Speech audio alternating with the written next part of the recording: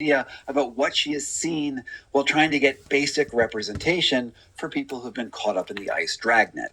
She didn't want me to use her full name, but you can find her at all the social media places at the handle Social Worker for the People. Over the last several months, she has been harassed by counter-protesters, been followed home by suspicious vehicles, and her phone has been hacked with sophisticated government spyware. I had to cut some parts out of this video because, in her words, I'm so scared.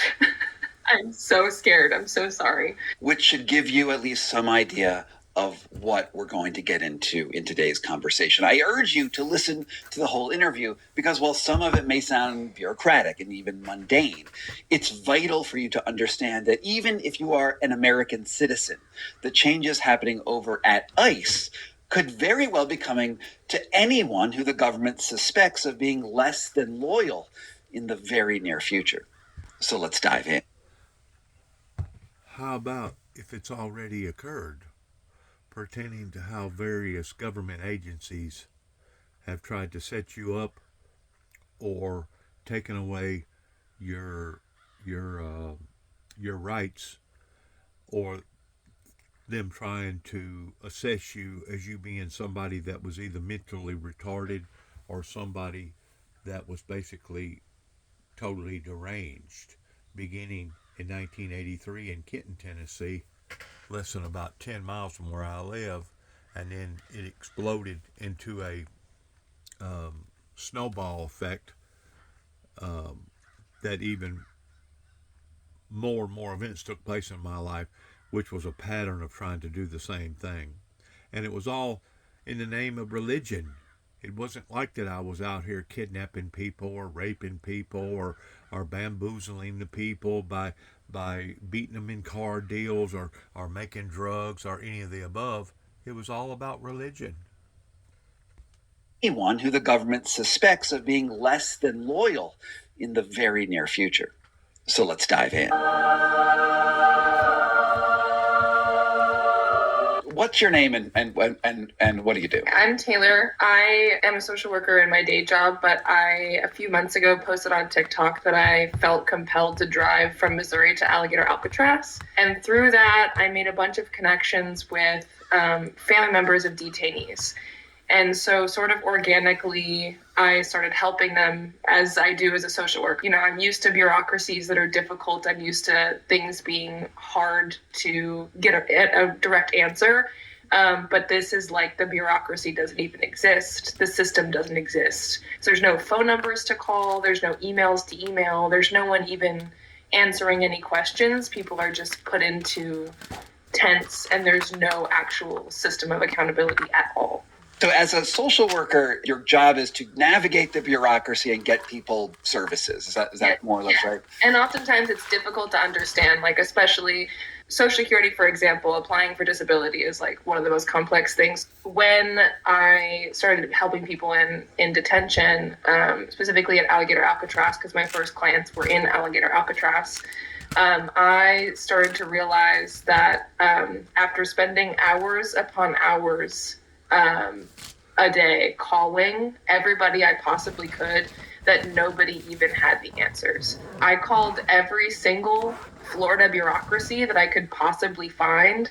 I called every county in Florida trying to get an answer of who was running this place. They admitted, like, I have no idea who's even running this place. Like, I'm apparently supposed to be part of the organization that's running this place, but I don't know who could give you an answer, right? So it was insane to hear from the people who are supposed to know what's happening that they didn't even know what's happening either. From what you've been able to piece together from talking with families, what happens to somebody after they get detained by ICE?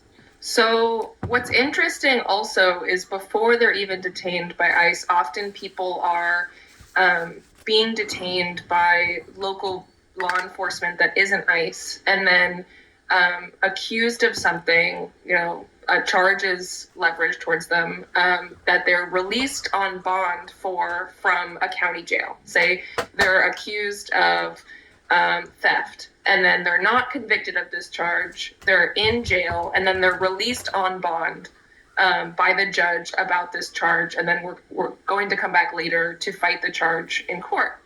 But before they can be released on bond from the jail, ICE detains them. So they never get out of jail. They are not convicted of this charge. Sometimes these charges are insanely ridiculous. I had a client who was accused of something without any evidence and basically of stealing something worth less than $10 and then charged with felony breaking and entering. With no evidence. And then the person who's pressed the charges is very open about how they just want to make a point because the person is an immigrant. So these are bogus charges, but a bogus charge can lead directly to ICE detention. Yes. And this person has been detained in ICE detention for months as a result of having a completely bogus charge. And this person has an active asylum case and valid papers. So at what point do they get to see a judge? That's the $1 million question. So at Alligator Alcatraz, there's no judge assigned to that facility at all. So if you're at Alligator Alcatraz, you're not going to see a judge until you're transferred to another facility.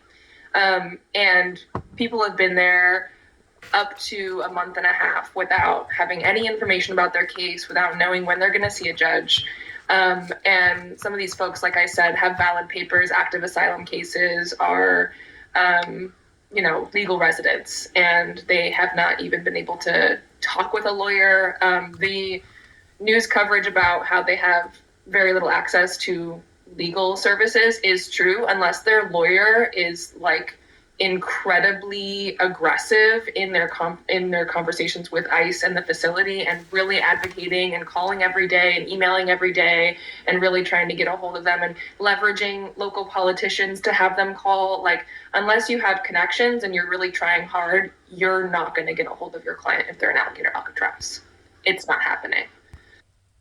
Let's listen to some of this, please. From the other person. So they're both looking to try and leverage what they have in exchange for what they need on the world stage. All right, Kristen, once again, thank you very, very much. And still ahead, right here in the Situation Room, a daylight heist that was as fast as it was brazen. How did thieves manage to rip priceless crown jewels from the Louvre in just 7 minutes? And new video of yet another U.S. strike on a suspected drug boat in the Caribbean as President Trump escalates his feud with Colombia.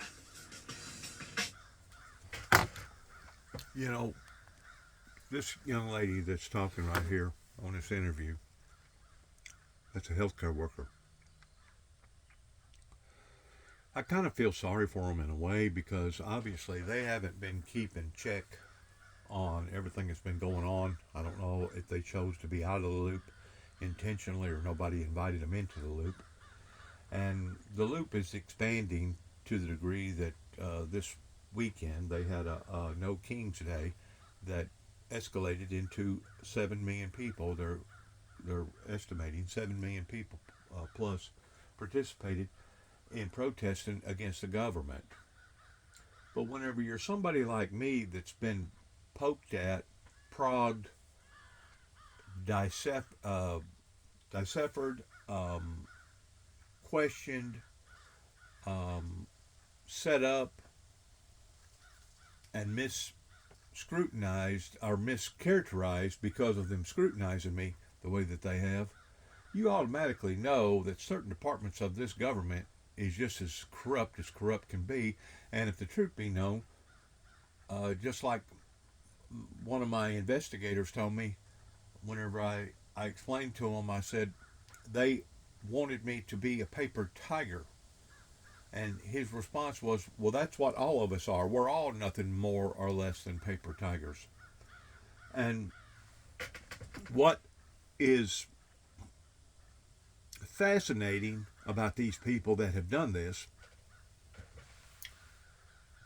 is that they didn't realize that the God that I serve wasn't a made-up God, wasn't a so-called God, wasn't a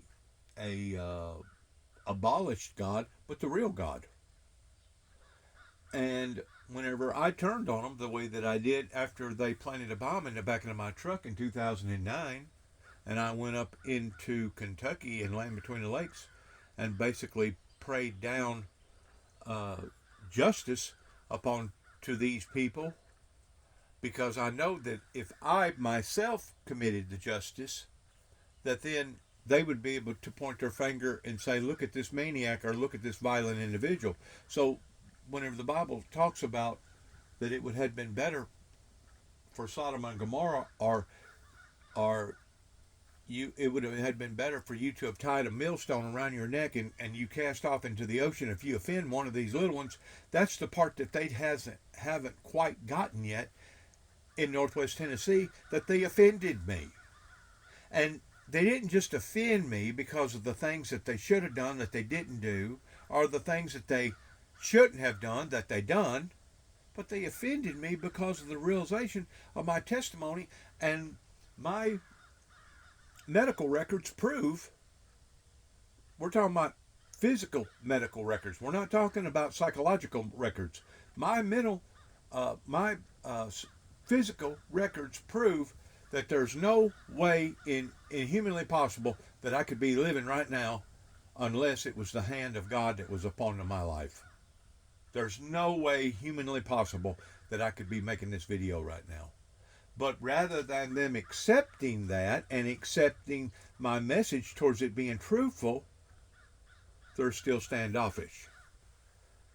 And the fact of the matter is, whenever our government repeats itself towards peace, peace, peace, in reality, it is a false peace, because they haven't never come to the source of the individual that helped to spearhead the message of peace, going all the way back into the Reagan era. Let's listen to some more of this real quick regarding this woman's testimony. Like I said, she obviously has been out of the loop to the degree that she didn't realize that once our president that we currently have right now come into power, and he done something very awkward and very unusual towards releasing all the prisoners pertaining to January the 6th riots up in the Capitol. Obviously, these people still haven't awakened pertaining to whenever you have a government that has went this far to the south, they're going to be doing things that are considered to be very, very abnormal. Very abnormal. Let's listen to just a little bit more of this before that, because it's just now come back on TV. Used a power tool and a blowtorch to get inside the ornate Apollo gallery. It took off with 8 pieces of jewelry. They dropped a 9th piece during their escape. Some experts fear the pieces might never be found. CNN senior international correspondent Melissa Bell has the latest on the investigation. What's happening this morning is that the Louvre Museum behind me remains closed even as this manhunt continues. What French authorities say they're looking for are 4 people believed to be behind this robbery. It was, of course, 9:30 a.m. They got in through that first floor window after using that truck with a mechanical ladder on it. Pretty rudimentary equipment, things like an angle driver, things that broke the window of this first floor room in which were housed some of France's most precious crown jewels. 7 minutes in all, the heist lasted, and still more than 24 hours later, authorities are still looking for the men involved, but also for the jewels. Only 1 piece of jewelry was dropped. That was the crown of Princess Eugenie, the wife of Napoleon III. The other 8 pieces are still at large, and these are pieces of jewelry of immense, inestimable cultural and heritage values, say French authorities. Things like brooches, earrings, tiaras belonging to some of the queens of France from the 19th century. A couple of options, scenarios the French authorities are working on. We've been hearing from the Paris prosecutor about this. Either the idea that this theft, which we understand was committed by very experienced robbers according to a very detailed and well laid out plan, either it was a commission on the part of someone who was hoping for a private collection to acquire these particular pieces of jewelry, or, and this is much more worrying for French authorities, the idea was to get the jewels, melt them down, and sell off the rubies, emeralds, diamonds for their market value. For now, those 2 scenarios are what they're looking at. Still looking through all the clues that were left behind, things like CCTV footage from inside the Apollo room when this robbery took place yesterday morning. One of the yellow vests that was worn by one of the robbers, since they had dressed with the yellow vests that workmen typically use on this kind of machinery on the facades of Parisian buildings. Things like that that might help them, they hope, piece together where these robbers might be. But they say it is the first 48 hours that are crucial, because this, they say, is when the robbers are at their most vulnerable. We're now more than 24 hours into that. Melissa Bell in Paris. First of all, they're not going to melt them down. If they do anything, they'll recut them, they'll reformigate them, but they won't destroy the value of that particular pearl or diamond. A restraining order this month restricting agents' crowd control tactics, use of force, and actions against peaceful protesters and journalists. She says she's still hearing reports of tear gas being deployed without warning and has serious concerns her orders are not being followed. Also this morning in Chicago, there's a court hearing to set a trial date for a woman accused of ramming a law enforcement vehicle earlier this month. It happened as protests escalated over an immigration crackdown in the city. A Customs and Border Protection agent shot the woman in that incident. Lots going on in Chicago. Up next, hundreds of federal employees will be furloughed today as the government shutdown drags on and on and on. Democrats and Republicans are pointing fingers at each other, but whom do Americans blame? That's next. Once more, let's go back to the video of the healthcare worker, because obviously she's just now coming into view of the severity of what this government, this federal and state and local government has done in basically leading us down this endless path of doom and gloom.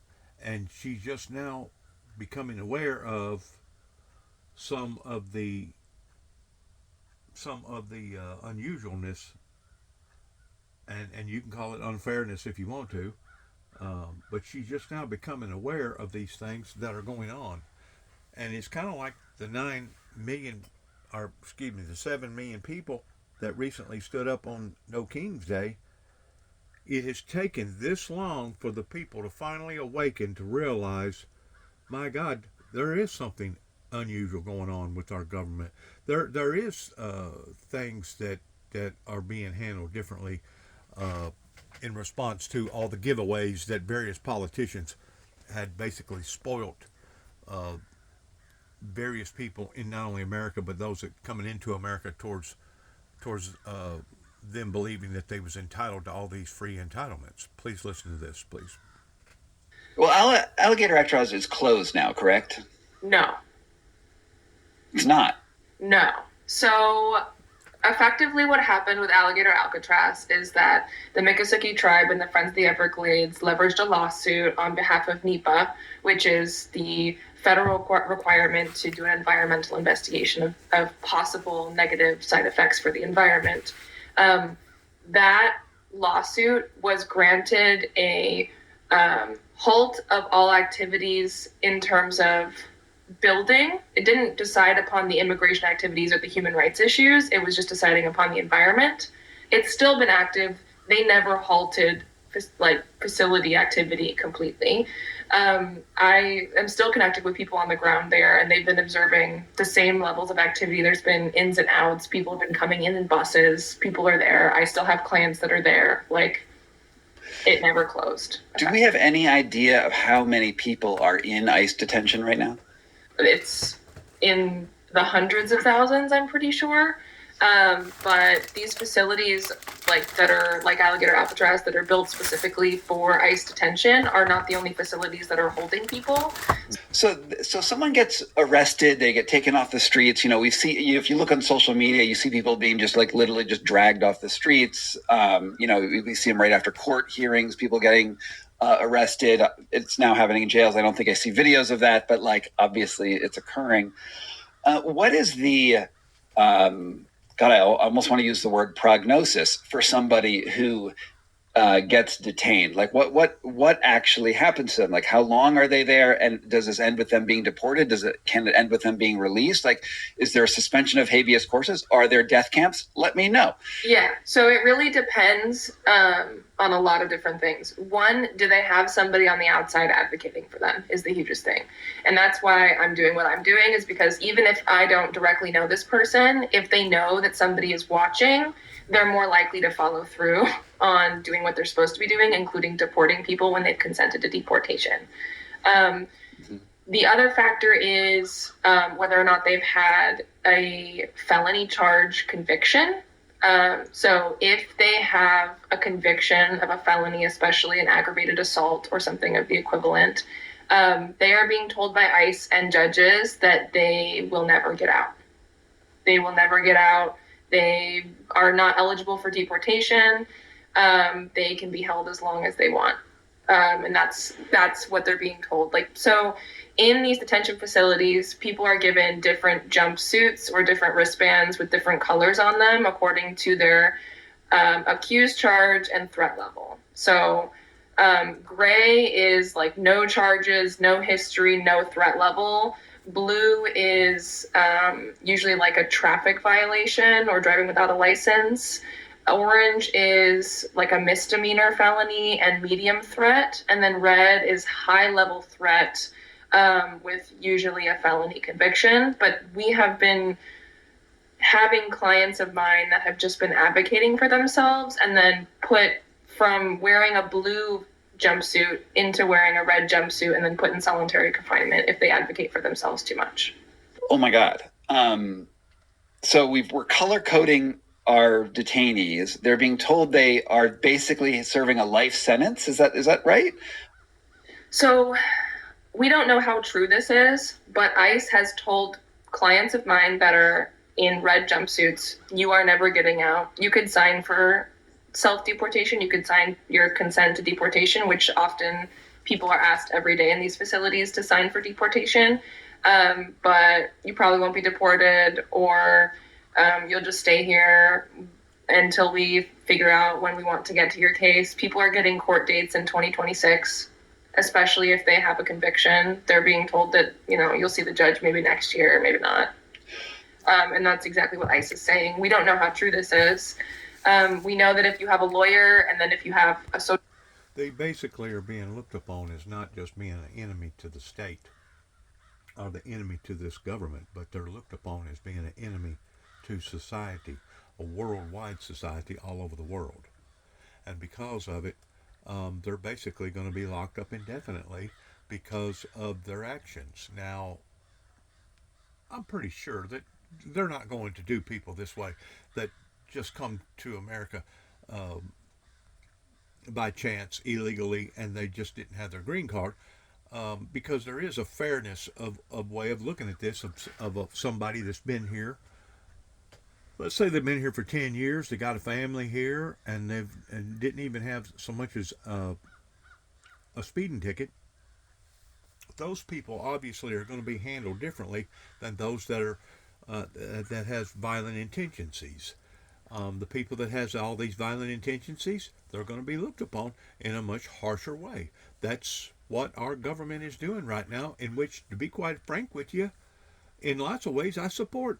Now, it's not necessarily what they're doing, but how they're going about doing it is the reason why we've seen 7 million people come out onto the streets this weekend pertaining to No King's Day. But the fact of the matter is, whenever you get ready to drain the swamp, whenever you get ready to clean or do a sweep out like this, you're going to have to go about doing things sometimes in a very, very abnormal, unusual way, especially in comparison to the way that our government officials have been handling their affairs. Worker or somebody in your family who's advocating for you, you're more likely to actually have access to due process. But if you are not attached to anyone on the outside, it's very easy for people to disappear. I've had clients who have come to me, families who've come to me saying, like, my loved one is not showing up in ICE's system. I've called ICE over and over again. They're not showing up in the tracker. They're telling me he's been deported, but he's calling me from somebody else's phone and telling me he's in this detention facility across the country. Like, people in Florida getting told by their loved one on the phone, I'm in Texas, or I'm in Nevada, or I'm in Arizona, but they're not showing up in the system at all. So there's very little accountability. And then as soon as I email them or contact them, they're like, oh, this person has been deported. And I'm like, actually, that's not true. And then they immediately get deported. So what happens when someone's deported?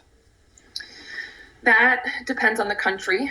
Oftentimes they're being left in their country of origin in a very rural place, often dangerous places with sometimes they don't even have access to the belongings they had. They don't have access to phones. They are dropped off sort of in a rural bus stop in the middle of nowhere with no access to anything, which is very, very, very dangerous. Wait, I mean, I've heard about people being dropped off in like Uganda or, all sort of like just random, they might be from Venezuela, but now they're in Uganda. They're not sent to like a Ugandan prison. They're just dropped off in the countryside. So I only know I don't have any clients of mine that have been deported to countries that they're not originally from. I don't know what's happening there. But when they're deported to their country of origin, they're usually dropped off in a very rural place in that country, not anywhere where they're from, not any sort of like urban environment. There's not usually any resources available there to meet them, even though these countries are trying to get it together to meet, like Mexico, for example, is trying to get it together so that the consulate is making sure that they have resources when they're deported, when they cross the border. And this would make more sense if they were dropped off at the border, but they're not. They're being flown deep into the countries in very rural areas and then dropped off in like very like the southern tip of Mexico, very far away from any resources that might help. So how does that happen? They get on an airplane, they fly to like a regional airport, then they bus them off to like sort of a farmland and drop them off? Yeah. And those are are those Americans doing that, or are these locals? ICE is doing that. Yes. So ICE runs buses in Mexico that drop people off into nowhere. That's what my clients are telling me. There's also a class of people who are lost in the system, it seems. Just completely, people are use this word frequently, disappeared. When we hear that in the terms of Argentina, they end up in a shallow grave. That's not happening here in the United States, to your knowledge. It hasn't happened to any of my clients, but I can't say that it's not happening because the people who would be disappeared wouldn't usually have family members that would reach out to me for help, wouldn't be able to call out to me for help, wouldn't be able to contact me at all, because that's the kind of person that would get lost, is somebody that doesn't necessarily have somebody making sure they're looking for them, right? So a lot of my clients already have family that are trying to find them, that are trying to get a hold of them. They just need a little bit more help or a little bit more bureaucratic access. But the people who would be disappeared easily wouldn't even have access to phones. Some people are based on the stories I've heard, people are put in solitary confinement and never heard of again. And so like the people I'm talking to are the people who have access to the phones, are people who have access to calling their family members, are the people who are in the general population. But at Alligator Alcatraz, I know there are punishment cells. So if somebody acts out in a way that the ICE agents don't like, they're put into a different portion of the facility entirely and not seen again by any of their peers. That's also the case at El Paso Enhanced Harden Facility, which is a deportation transfer hub in El Paso, Texas. And they have solitary confinement there as well, as far as I understand. The majority of people who I had at Alligator Alcatraz, who are my clients that were transferred out, were transferred to El Paso Enhanced Harden Facility and then transferred to El Paso Camp East, Montana on the Fort Bliss Army Base. And they have been there since the original big transfer out of Alligator Alcatraz.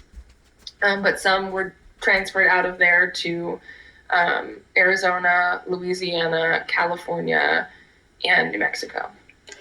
It is, this just reminds me of Hannah Arendt's The Banality of Evil, right? We have people being, we could say disappeared by a bureaucracy, and whatever happens to them, you really don't know. It is incredibly terrifying. And there's no national list of detainees, I'm assuming. Not that I've found. That would be highly unusual to make public.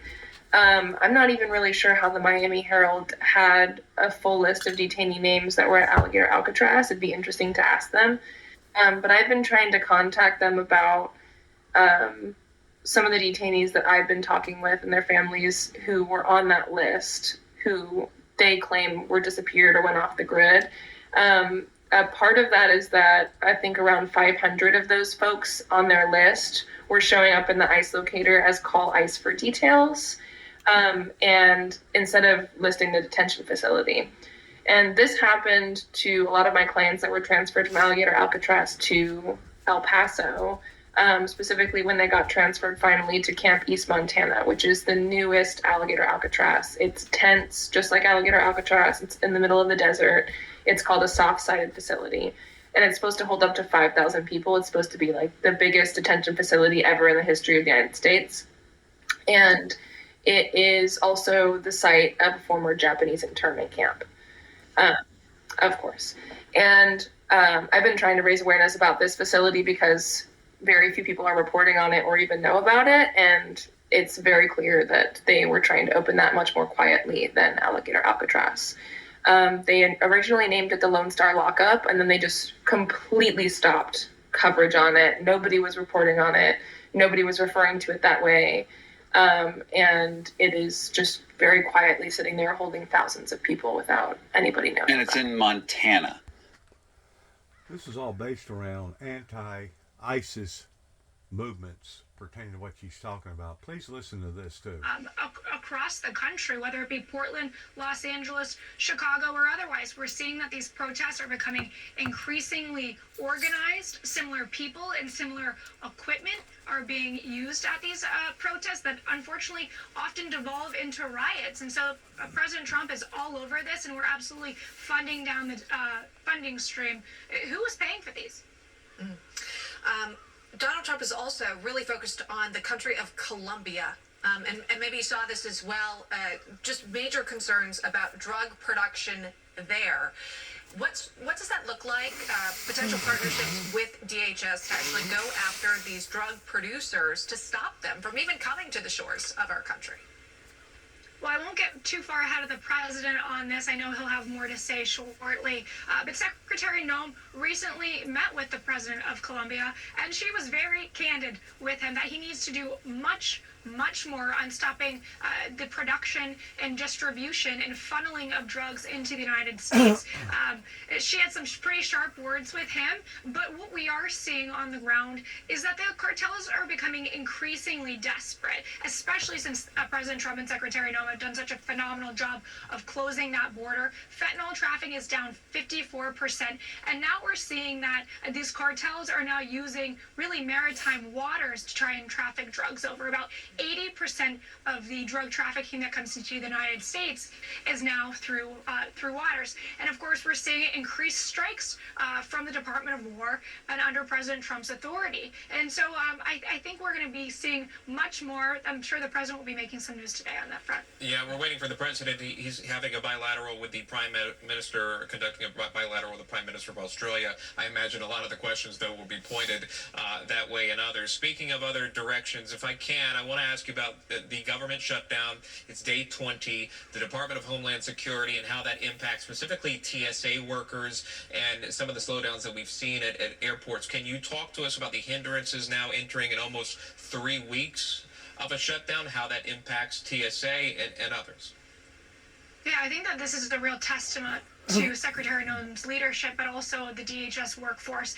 It was weeks going on that law enforcement wasn't getting paid. Our ICE and CBP law enforcement were continuing to remove these violent criminals from our country, but they were doing so without pay.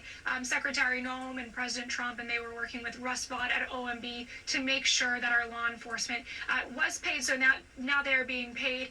The air marshals at TSA as well are being paid.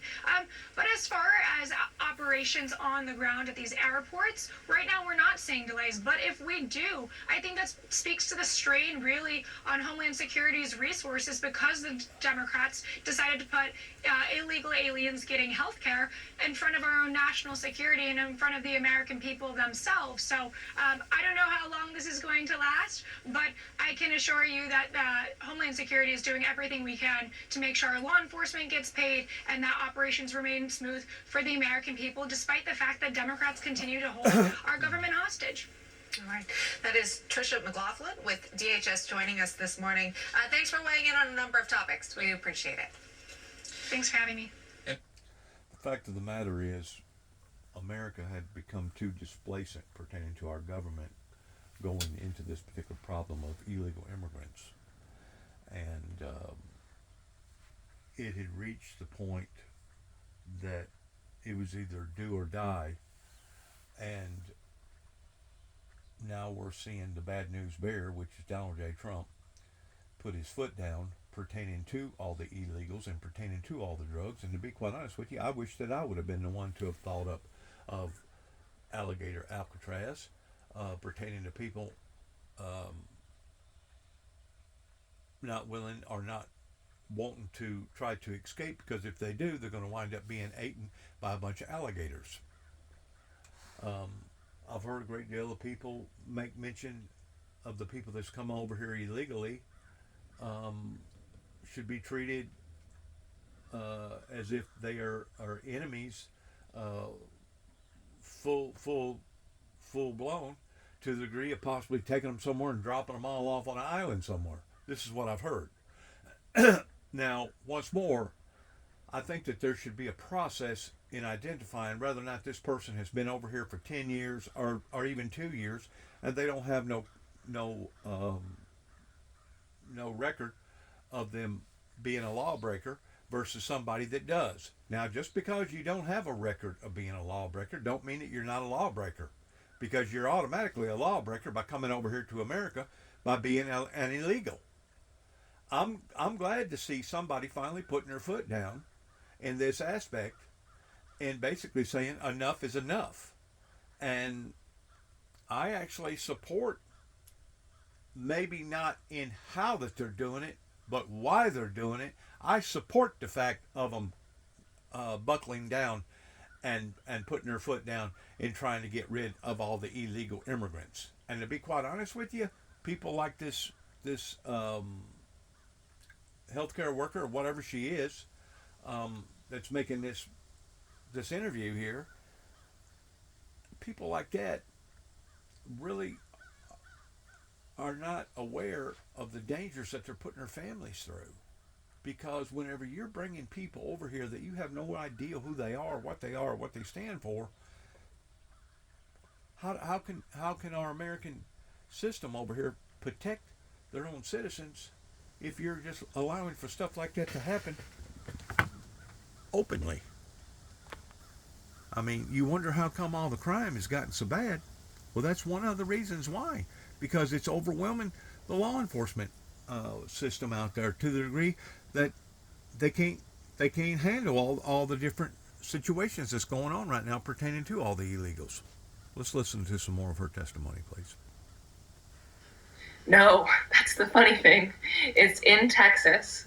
It's in El Paso, Texas. The name of it is called Camp East Montana because it's on East Montana Avenue in El Paso, Texas. It's right next to the El Paso airport on the Fort Bliss Army base. So it almost seems like it's sort of an intentional misdirection there to you don't even know what state it's in. Because when I first heard about it, I was sure it was in Montana because it was right in the name. It's not in Montana. There are no ICE detention facilities in Montana. Wow. That is crazy. Yeah. A lot of my clients were confused too. Even my clients who were in the facilities were like, I think I'm in Montana, but they're saying I'm in Texas. I'm confused. Like everybody. How do your clients get access to phones? So each unit or pod, they're calling them, is around 60 to 80 people, and they have a set number of tablets. I think it's usually like 2 tablets per pod. So it takes a long while to get access to the tablets. And in order to be able to call out, you have to have a person-specific PIN that is assigned to you by ICE, and it's part of the booking process. At first, a lot of people weren't able to get a hold of their loved ones because the booking process is super delayed. They don't actually even have any ICE agents assigned to this facility because it's so new. And so there was a lot of sort of delay in getting people booked and assigned to the facility and showing up in the system as being at the facility and then getting their PIN to access the tablets. It took, on average, a week or 2 to even get access to the tablets. But what was really nice is that the detainees who were already there, and people have been in this facility prior to it being like formally expanded to be this big facility. It was a transfer hub before then. But people were there and sharing their funds and their phone to let people call home and let their loved ones know they were okay. Are there any U.S. citizens in these facilities? Yes. I mean, as far as I understand, my clients have been telling me that they've talked to numerous people who claim that they're U.S. citizens. So there are also young people in the facilities. There are people under 18. So there's a world. This is the world where you can be picked up by a federal authority, even if you're an American, put into a facility and essentially disappeared. If nobody is looking out for you, yes. How likely is it to get worse? That's interesting that you're asking me that question, because I'm not good at like the predictive factor of things. I, through this whole journey, have learned more and more every day about how it's been really bad for a very long time. I mean, this has been the situation on a much smaller scale for a very, very long time, for decades. But this is getting bad and much worse very quickly. I've been told by lawyers that they're struggling to even get people out on bond because ICE is fighting the bonds. So when people are released on immigration bond, it's separate from like a criminal bond. And they're getting approved for bond by the judge, which takes a whole lot of resources, a lot of money, thousands of dollars, time, filings, etc. And then they're being told that they still have to be detained because ICE is appealing the bond. Let's listen to some more of this here on TV, please. Killed in one of those strikes. Much of South America, as you know, is strongly condemning these latest U.S. actions. What do you make of this? Well, there's no question that what is needed here is the truth about what's going on. And unfortunately, although the United States is striking these vessels, it has not really presented clear evidence of exactly what was on those ships and why the actions were taken. And for that reason, I think there's a lot of concern, particularly in Congress, that if the United States is going to continue that kind of approach, that it has to be more transparent. Mr. Secretary, I'm sorry to interrupt for a moment, but the President of the United States and the visiting Australian Prime Minister Anthony Albanese is speaking, making statements. Then they're going to be answering some questions from reporters, I suspect. I want to listen in and then get your reaction. Stand by.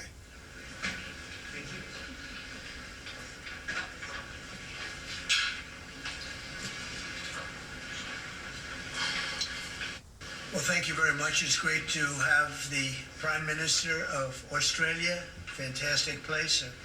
A lot of friends over there, and this is one of them right here. The Prime Minister is, as you know, Anthony Albanese, and he's highly respected. Done very well in his election, and I hear you're very popular today, right? I mean, it varies from day to day, but with all of us. But he's done a fantastic job as the Prime Minister. We're here to talk about trade, submarines, lots of other military equipment. They're big orderers of our great military equipment. We have the best equipment anywhere in the world by far. And, oh, you got to watch that. Watch that. You're not allowed to break that. That mirror is 400 years old. The camera just hit the mirror. I just moved it up here special from the vaults, and first thing that happens, the camera hits it. Hard to believe, isn't it? Hard to believe. But these are the problems in life. So we're going to be here to talk about lots of different things, and we might take a few questions before, but we are discussing critical minerals and rare earths, and we're going to be signing an agreement that's been negotiated over a period of 4 or 5 months. And it was sort of good timing that we got it done just in time for the visit. And we worked together very much on rare earths, critical minerals, and lots of other things. And we've had a very good relationship. We've been working on that for quite a while. In about a year from now, we'll have so much critical mineral and rare earths that you won't know what to do with them. They'll be worth about $2. But in the meantime, we're working with Australia and other countries. They're working with us too, but other countries also on that. But we're really working on anything having to do with military protection, military ships, vehicles, guns, ammunition, everything, the whole thing. We've been long-time allies, and I would say there's never been anybody better. We fought wars together. We never had any doubts, and it's a great honor to have you as my friend. It's a great honor to have you in the United States of America. Please, would you like to say something? Well, thank you so much, Mr. President, for the invitation here to the White House and for showing us around the improved Oval Office and for what you're doing around here as well, and for the great honour as well of my delegation saying just across the road we could have walked, but they didn't let us. We drove all of 20 metres there from Blair House, but it's a great honour to be able to stay there. We are great friends and we're great allies, and this is a relationship that's been forged in the battlefields of the world. We have stood side by side for freedom and democracy, and congratulations, I must say, Mr. President, on the work that you've done with the Middle East. It's an extraordinary achievement. And on defence, we've already had a discussion about taking it to the next level. Our defence and security partnership with AUKUS is so important for us, and I thank you for the support that the administration are giving as well. You've had the Chief of the Navy here as well, which will play obviously a very critical role with the subs and increasing the security for the region and the world.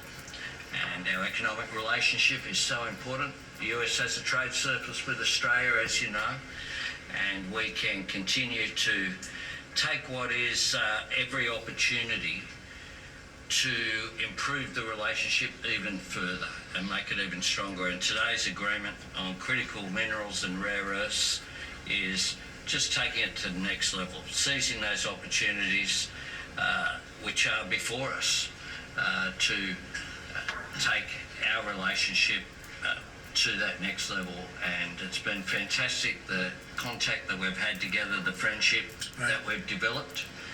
And Australians love America, and I think Americans kind of like Australia too. Sure, we do. And as we go forward, I think that today will be seen as a really significant day in our relationship. So I thank you very much, Mr. President. Well, thank you very much, Anthony. It's an honor to sign this, and we'll do it now. And then we'll take some questions. Some good ones, I think.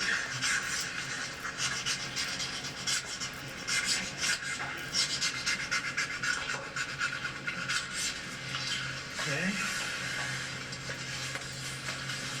Swapping papers now. Each person has signed the same paper, the same contract. Well, this is a $8.5 billion pipeline that we have ready to go. That's right. It's all ready to go. Just getting started. And we're doing a real job on rare earth. And $8.5 billion. John, to say a few words, and then we'll exchange papers. But just how are we doing on your naval purchases and all of the submarines that we're working on with Australia? How's that going? Thank you, Mr. President. Obviously, Australia is a very important ally of ours in the Indo-Pacific and in every battle. They've fought with us since World War I and have always been side by side.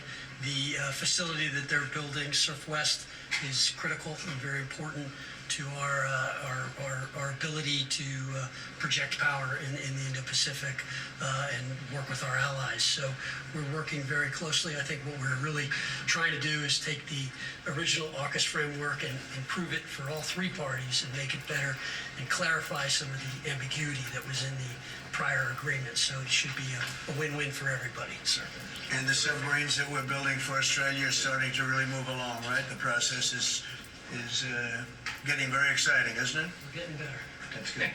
Very good. It's going to be great. Thank you very much. Maybe we'll hold this up. Okay.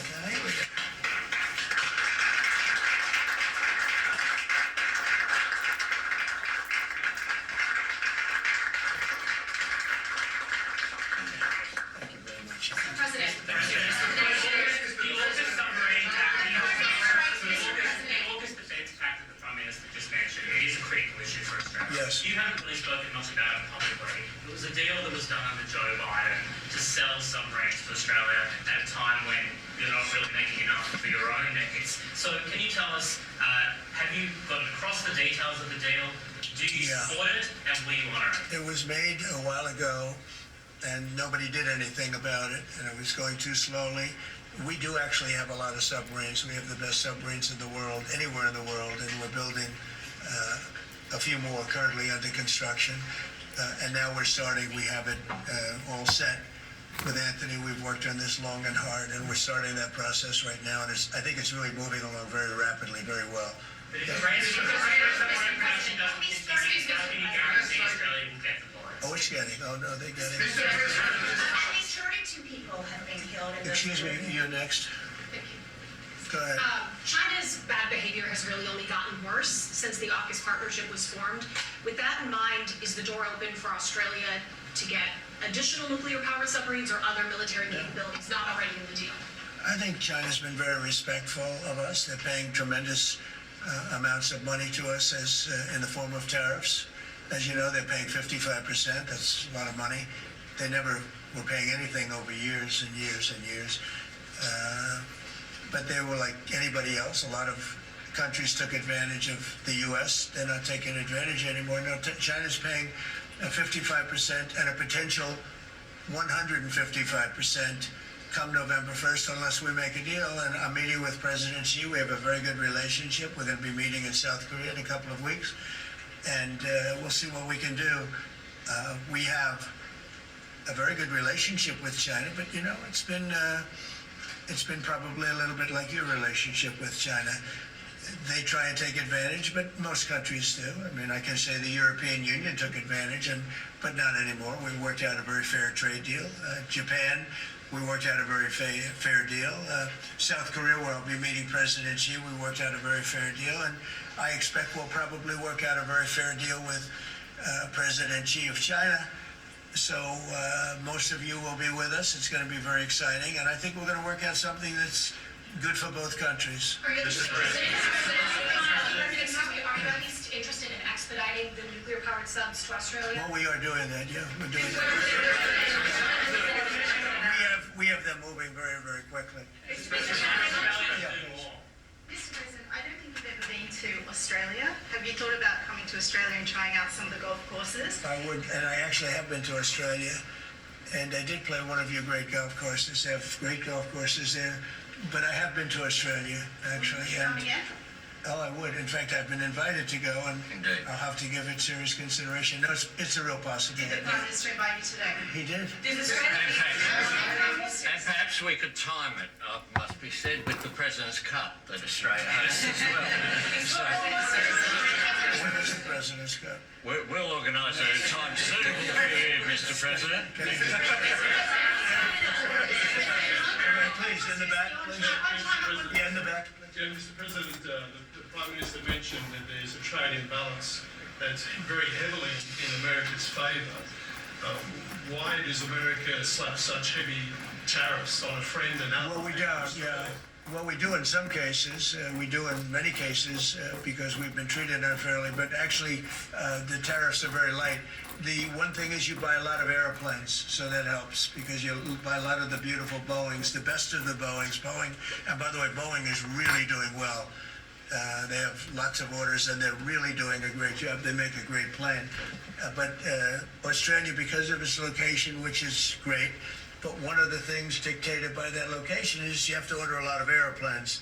So I guess we have that advantage. They need a lot of airplanes in Australia, and that gives us a little bit of an advantage.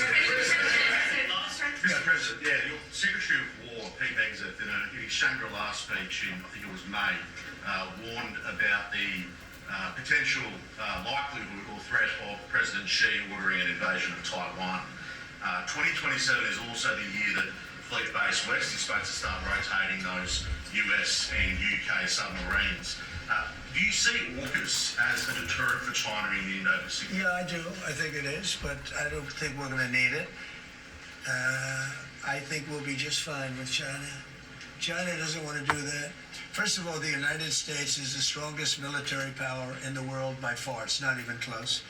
Not even close. We have the best equipment. We have the best of everything, and nobody's going to mess with that. And I don't see that at all with President Xi. I think we're going to get along very well as it pertains to Taiwan and others. Now, that doesn't mean it's not the apple of his eye, because probably it is.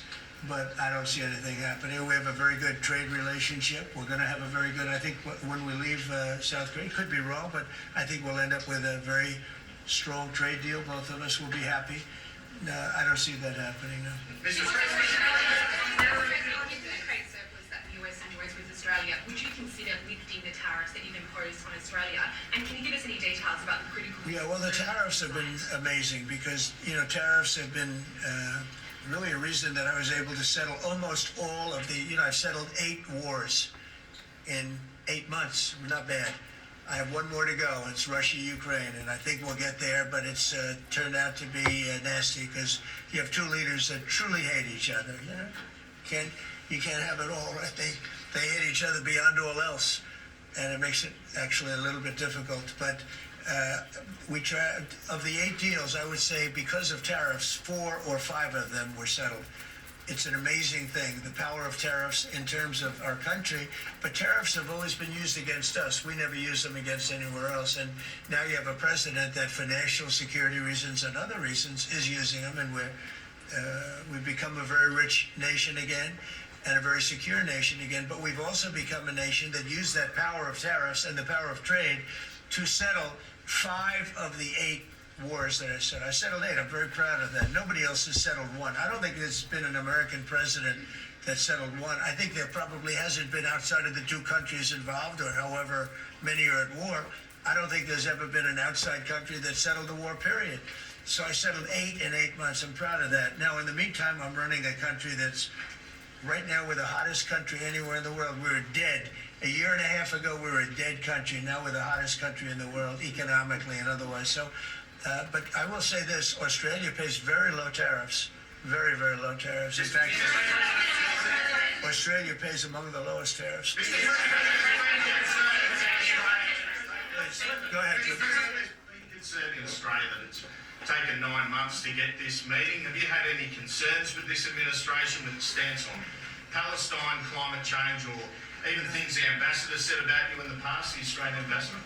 I don't know anything about him. I mean, if he said bad, then maybe he'll like to apologize. I really don't know. Did an ambassador say something bad about him? Don't tell me. I don't. Where is he? Is he still working for you? Yeah. You said bad? Before I took this position, Mr. President. I don't like you either. I don't, and it probably never will. Go ahead. No, you went. Go ahead, behind you. Mr. President, your Secretary of the Navy said there will be some clarifications around some ambiguities on laws. Can you tell us? Well, he'll get that taken care of. These are just minor details that he'll take care of. Can I ask you specifically on... John, you're going to get that taken care of, right? There shouldn't be any more clarifications because we're just going now full steam ahead building. Yeah, please. Thank you, Mr. President. Are you now satisfied with Australia's defence investment, or do you want Australia to invest more in defence? Well, I'd always like more, but they have to do what they have to do. You can only do so much. I think they've been great. They're building magnificent holding pads for the submarines. It's going to be expensive, too. You wouldn't believe the level of complexity, right, and how expensive it is. They're building tremendous docking because they have a lot of ships and a lot of things happening. And I think their military has been very strong, very, very strong. Over here, please. Mr. President, on the war that you haven't solved yet, Ukraine-Russia situation, have you not locked in a meeting? And can you explain, just a few weeks ago at UNGA, you said that Ukraine could possibly win the war and territory, but now... They could still win it. I don't think they will, but they could still win it. I never said they would win it. I said they could win. Anything can happen. War is a very strange thing. A lot of bad things happen, a lot of good things happen. If you look at the Middle East, I would say prior to us hitting Iran so hard, we could have never made that deal because you would have had a dark cloud over the Middle East when we took out their nuclear capability, which was one of the great military maneuvers of all time. It was flawless. You saw that. Those magnificent B-2s. I mean, that was a flawless move that was done by some very talented people, headed up by Pete and everybody else, and our great generals, and General in particular, Raisin Kane. we did a great job. And when that happened, everything was different, and we were able to get a deal. If we didn't do that, if it wasn't, they wanted to do that for 22 years, Mr. Prime Minister. For 22 years, I had the pilots here, the B-2 pilots, and they came to the Oval Office, and I thought they deserved it. They flew 37 hours back and forth. We had 52 tankers up there. We had a lot of planes up there with them, but they were the primary plane. But we had a lot of planes, F-22s and F-35s and F-6. We had a lot of planes. But we had 52 tankers. Can you believe that? And it was just like a flawless mission. And when it was finished, the Middle East just opened up. Amazing. And they've wanted to do it for 22 years. The pilots came up to me. They said, for 22 years we practiced this maneuver. 3 times a year for 22 years, our predecessors and us. These are now young pilots, but they're older now. Predecessors practiced it. And they said, we never had a president that would let us do it, but I let him do it. And it totally opened up the Middle East. It took the cloud over we had a dark cloud over the Middle East, and now it's all, we have a little situation relatively with Hamas, and that will be taken care of very quickly if they don't straighten it out themselves, because they're in violation of their agreement.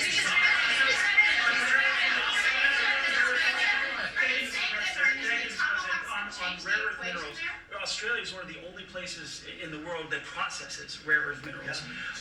Could there be an agreement? China has 90% of the processing. Could there be an agreement over processing rare earth minerals with Australia? Sure, that's what we're doing. It's part of the agreement. Can you part of the agreement. Can you say with Go ahead, please. Sorry. Yeah.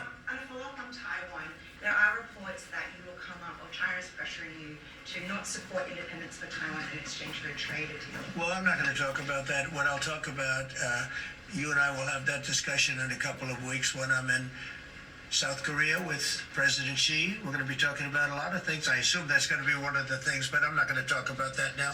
Yeah, please go ahead.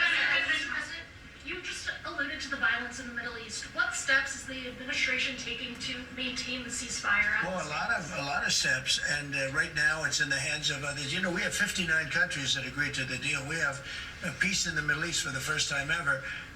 We made a deal with Hamas that, they're going to be very good, they're going to behave, they're going to be nice, and if they're not, we're going to go in, we're going to eradicate them if we have to. They'll be eradicated, and they know that. So they went in, and I don't believe it was the leadership, and they had some rebellion in there among themselves, and they killed some people, a lot of people. But this is a violent group. You probably noticed over the last 100 years, this is a very violent group of people. And they got very rambunctious, and they did things that they shouldn't be doing. And if they keep doing it, then we're going to go in and straighten it out, and it'll happen very quickly and pretty violently, unfortunately.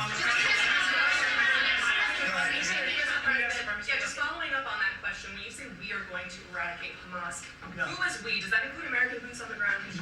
No, it won't be on the ground at all. We don't need to, because we have many countries, as you know, signed on to this deal.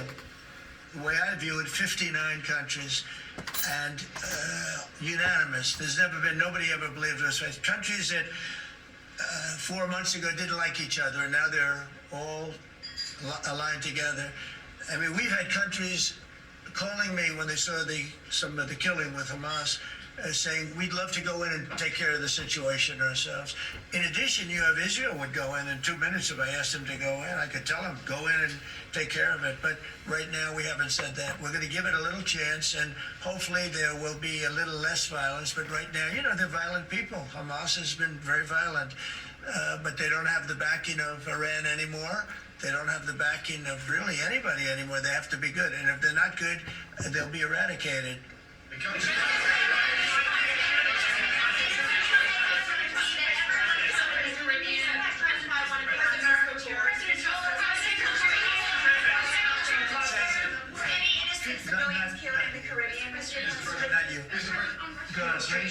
the Prime Minister weigh in more on the processing? Yeah. And Australia expand the process of rare earths?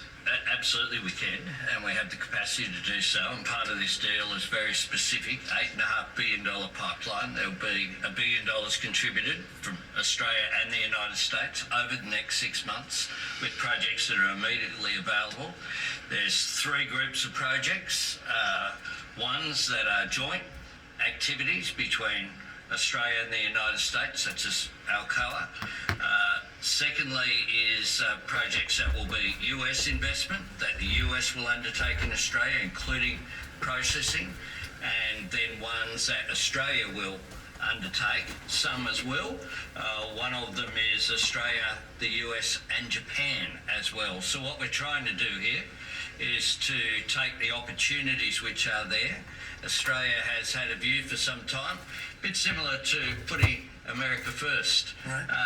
Our plan's called A Future Made in Australia, which is about not just digging things up and exporting them, but how do we make sure that we have across the supply chains with our friends being able to benefit, seize those opportunities. So we certainly see part of what this is about isn't just digging things up, it's also about processing, including the joint ventures between Australia and the United States.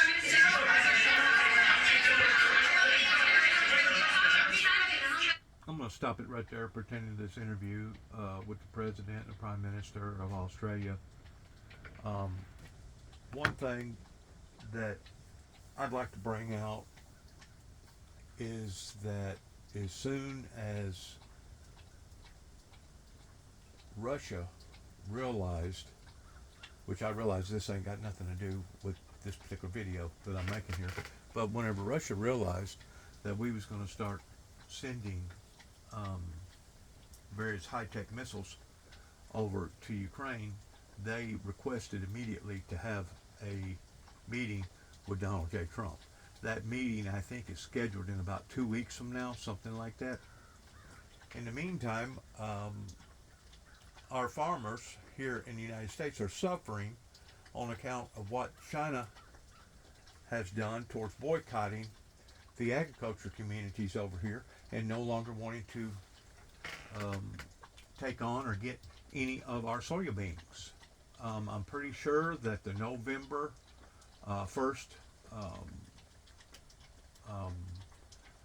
transformation or meeting is going to have a great deal to do with whether or not they open back up and receive our soya beans. I don't know if it's going to be on the same level as what they was getting them, but if that doesn't open back up, I'm pretty sure that there will be a retaliation pertaining to these trade wars, and we will stifle them even more so than what they have tried to stifle us, even though right now it's the American farmer that's taking it on the cheek regarding these areas. But it's not just the American farmer that's taking it on the cheek regarding these trade wars, but it's a great deal of businesses and etc. that's taken on the blunt of the blow regarding all this tick for tack pro quo stuff that's going on.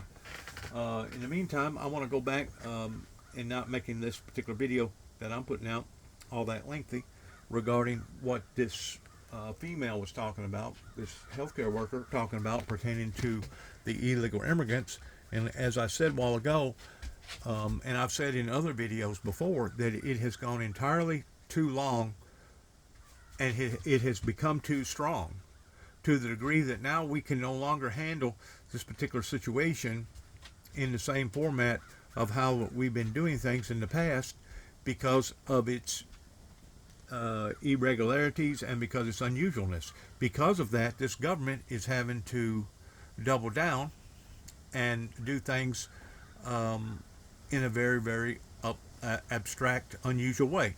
Now, do I agree with all the abusivenesses that people are bringing out in reform to what ICE is having to do in a lot of these raids? You know, I don't know the whole story, and the cameras are very, very deceptive whenever it comes to only seeing one side. And the fact of the matter is, I would like to think that our ICE federal agents are not are not tyrants whenever it comes to being brutal in this way. That as long as you treat them with respect, they'll treat you with respect. But then again, I don't know. I don't know the whole full story details. I just know that this problem that America is facing off on right now pertaining to all the illegals, regardless whether it's be illegal Mexicans, regardless whether it be illegal Honduras, regardless whether it be illegal people from Japan, regardless whether it be illegals Russians, because if you go up to Washington State, excuse me, up towards Oregon, you will find a great deal of those that has migrated down through Alaska, through the Bering Strait, and on down. That's migrated in Washington State, and they're very educated, well-knowledge people by and large. The people from Russia, they're not stupid, but at the same time, they allow for themselves to be dictated to by their evil empire, their communist evil empire. That, as far as I'm concerned, they don't have no backbone in standing up for their own rights, like the American people. I truly feel like that out of the 7 million people that stood up this weekend, probably the majority of them is standing up for the right principles. But then again, once more, out of the 7 million people that did do the No Kings performance, anti-King performance this weekend, how many of them truly know the whole story of whenever we started giving the farm away, or whenever various politicians started giving the farm away, going back 30 plus years ago? How many of them can actually put all the dots together rather than just 1 or 2 dots together and seeing the whole picture rather than just seeing a small portion of it? I don't know. I don't know how many people can see, because so many people today are so narrow-minded, they can't see the trees for the forest, and that's one of the reasons why that we've gotten in the predicament that we're in. So people are not even getting bond hearings until 2026. If they do, they're very, very infrequently getting the bond granted, because the judges are really good at delaying things. So they'll be like, oh, I don't really want to do this because I want to take my lunch, or I don't have jurisdiction because you were transferred from another state, or I don't want to decide on this right now. I'm going to delay you for 150 days. Wow. Justice delayed is justice denied. At this point in the conversation, Taylor had to go off the record. She told me how she was being followed and how certain individuals who were clearly identifiable with a well-organized right-wing non-government organization were surveilling her house. After some redactions, this is what I can still show you. Tell me about how ICE may have been hacking you or harassing you. I don't know who was hacking me or harassing me, but I was definitely hacked and harassed. So, yeah, basically before I even left for Alligator Alcatraz, which was like a 2.5 day drive, my phone started glitching. It was a brand new phone. It was like, the maps would frequently freak out, even if I use Google Maps, Apple Maps. Like, we got lost so many times on the way to Florida because the maps was freaking the heck out. My texts, like, every time I tried to open a text, the keyboard would, like, glitch out and, like, go up and over. And my phone was overheating constantly to the point where it would have to be, like, shut down. I am overheating. Like, I cannot use my phone kind of thing. And then sometimes it would just randomly not connect to cell phone towers. And then when I was there in person in front of the facility, a lot of really, really weird things were happening. Like, I got messages from people that were my loved ones that were asking me where I was, but they knew where I was because they had an access to an AirTag that was in my shoe. And so they knew where I was at all times. And then I started getting messages from people who were helping me that were the exact same message, like trying to ask where I was. And then I want to weigh in on what she's talking about right there. I've been to the Everglades now twice down on the southern tip of Florida, and the fact of the matter is they do not have good tower services, cellular tower services down there. And it's just like any other place. I mean, if you're in the Rocky Mountains, or if you're up in Montana or Wyoming, or places where they don't have a whole lot of population, you're going to have problems with your phone services, just like sometimes occasionally I'll have problems out here where I'm at, because it's considered basically living down here in the boonies next to the Obion River in Weakley County and Obion County that touches off into Gibson County in northwest Tennessee. And I don't know if she's just blowing things out of proportion there pertaining to them tracking her. There's no doubt, because of some of the seriousness things that I've been involved in, I've been tracked. I know that for a fact. Whenever I wound up going down to Atlanta, Georgia, it was long about July the 4th. This would have been in, I believe, in 2000.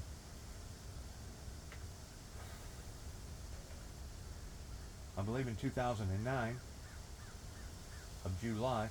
Shortly after that, I had left Oklahoma, but I know for a fact that the quadrant had broadened regarding how that they was tracking me, because whenever I got down where Assembly Park is, there where the firework display goes off in downtown Atlanta, I was greeted with basically a SWAT team of about 10 different officers, and I basically spent the next 2.5, 3 hours in a I don't know if you call this a riot vehicle or what, but anyways, it's a type of truck that you can basically put about 30 or 40 prisoners in. That was brand new. Anyways, I know for a fact that they was monitoring me then, and I know for a fact that they've been monitoring me in other areas, just like me going out to Oklahoma. If I was to drive out there with my telephone, there would be all kinds of whistles and bells going off. So obviously, I figured out the phone system to the degree that if I ever did want to go off the grid, I would basically have to take my phone, and I think probably one of the best ways of throwing the government off would be to throw it in the back end of an 18-wheeler at a truck stop somewhere, and while the 18-wheeler was heading on his destination, they'd think that I'd be going in that destination too. So there's ways around being obscure if that's what a person truly wants to do, and that's not what I want to do. I always want to be transparent. That's the reason why I put out the videos that I put out. That's the reason why I go on social media and I make so many videos in explaining my story and explaining some of the areas that I've been into, some of the hairy situations that I've been into. And the fact of the matter is, my rights was violated from day one. Not only whenever I went to Kenton, Tennessee in 1983 requesting some sort of help, but the way that they helped me was by marking me, because they didn't understand the things that I was talking about at the time pertaining to their mayor in Kenton, Tennessee, of end-time events. But my rights have been violated to the degree that in Wheeling, West Virginia, they made up false accusations that I was basically an assassin on my way to take out George Walker Bush's life, W.H. Bush's life, which was nothing more than a lie.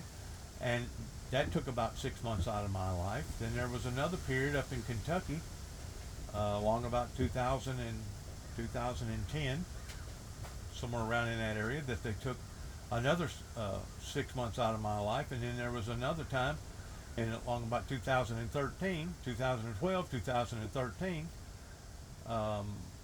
that they took almost a year out of my life pertaining to just wanting to study me and analyze me and put me under a microscope in trying to determine whether or not I was this way or I was that way, or I was pegged towards being a this or a that.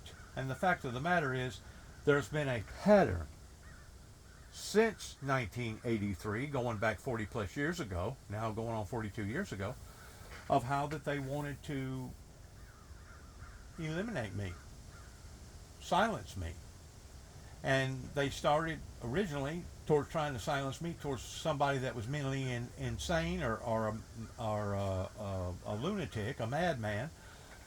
And then after 9/11, they changed their strategies here in Northwest Tennessee and Martin, Tennessee, in falsifying files towards trying to go after me, towards me being an actual villain, to the degree of me wanting to harm and hurt the citizens of the United States, towards trying to put me under the same category as a homegrown terrorist. So I've got the proof regarding what that they have done and why that they have done it. And the fact of the matter is what the lady said a while ago, if you don't have somebody advocating for you on the outside, in which probably that's been one of my,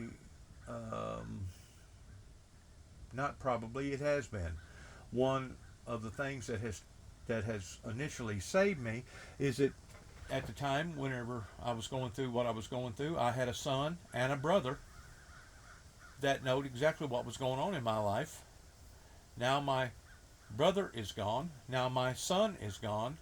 And now I'm sure enough caught vulnerable regarding the United States government, that if they wanted to come in here with the men in black or the men in white, either one, because if they come in here in the men in white, they're basically going to put you in a straitjacket. If the men in black come in here, they're basically going to put you in handcuffs. Either or, I'm very vulnerable right now, and they know this. So I have to be very, very precautious in what I say, and what I say, and how I say it, because it can be misscrutinized so cleverly and craftively that it's not even funny. Because I've said this before on other videos, this government has become so powerful and so witty, and I'm not saying everybody in either federal, state, or local government, but by and large, this government has become so powerful that they can take a saint and turn them into a devil, or they can take a devil and turn them into a saint. I want to say that one more time. This government has become so powerful and so witty that they can take a saint and turn them into a devil. Or they can take a devil and turn them into a saint. Or that is the imagery that they want to put out, and by and large they know that the people are just like a bunch of sponges. They're basically going to accept whatever that you throw at them, to the degree that the majority of them are very vulnerable that way. And there's not but a few of us that's smart enough to basically stand on our own through the admiration of the Holy Spirit, God Almighty, that can look through all these things and identify just exactly what is going on. Now, as far as I'm concerned, somebody like Charlie Kirk, they was set up by various people of this government because they know that his life was very, very vulnerable in the attacks that he had already gotten in the past. And even Mr. Kirk knowed this, just like Martin Luther King knowed this, just like other ministers of God, or preachers, or prophets of God. They know that whenever they stand out in basically letting their shingle be seen, as my dad used to always say, Dennis, you're letting your shingle out. Well, yeah, that's the only way that a true activist can do what he needs to do, is to let their shingle out as far as people seeing what's on top. And that's the only reason why that I've been as transparent as what I have been, in trying to weigh things out between the good and the bad, what's acceptable, what's not acceptable. And the fact of the matter is, the people that come over here illegally, they should know before they ever step on the ground. I don't care if they're Cubans coming in from Homestead, Florida, or Miami, or if there are other people coming in on the East Coast, or the people coming on the North Rim pertaining to the Canadians, or the Russians coming in on the North Rim, or people coming in on a Western Rim, or people coming in on a Southern Rim down towards Phoenix, Arizona, or California. They should know that whenever they step onto this soil over here, it's we the people that are in control, and it's we the people that will make the determination in whether or not we're going to accept this behavior or reject this behavior. And to be quite honest with you, I'm quite glad that we have a president right now that is putting his foot down by saying we do not accept this behavior. Now, do I go along with all the tactics that they're using in how that they're going about doing this? That's questionable. Once more, I don't know both sides of the camera. I wasn't there. I didn't see what prompted this. I'm pretty sure that by and large, if you'll treat these federal agents, these ICE agents, with respect, they'll treat you with respect. I would hate to think that our federal agents or our United States military would be so brutal or so unfair to the degree that they was basically just a bunch of tyrants out there. I would hate to even begin to think that, but it's a possibility. I'm not saying that it's not. But let's listen to the rest of this healthcare worker's video testimony here, pertaining to what she's saying, because I don't want to try to put words in her mouth in making people think thoughts that they can't think of their own whenever they hear her testimony.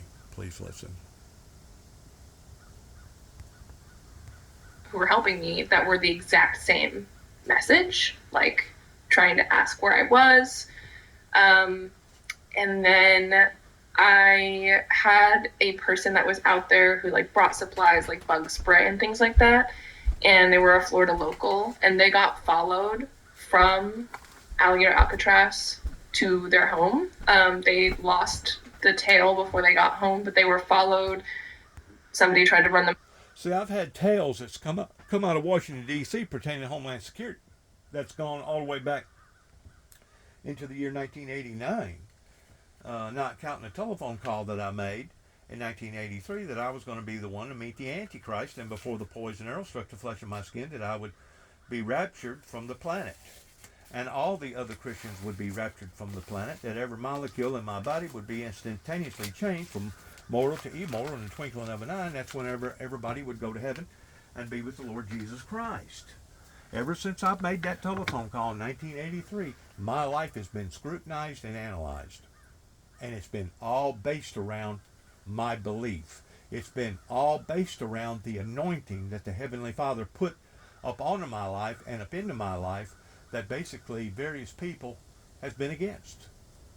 And if they hadn't been against it in one form, they've been against it in another form. And the reason why I say this is because if they haven't acted or responded directly, a lot of them has responded indirectly to the degree that they didn't want to support the Jubilee's Windmill Ministries that started out basically over 30 plus years ago. And because of it, I deem them as being guilty because of not what they've done, but because of what they should have done that they didn't do.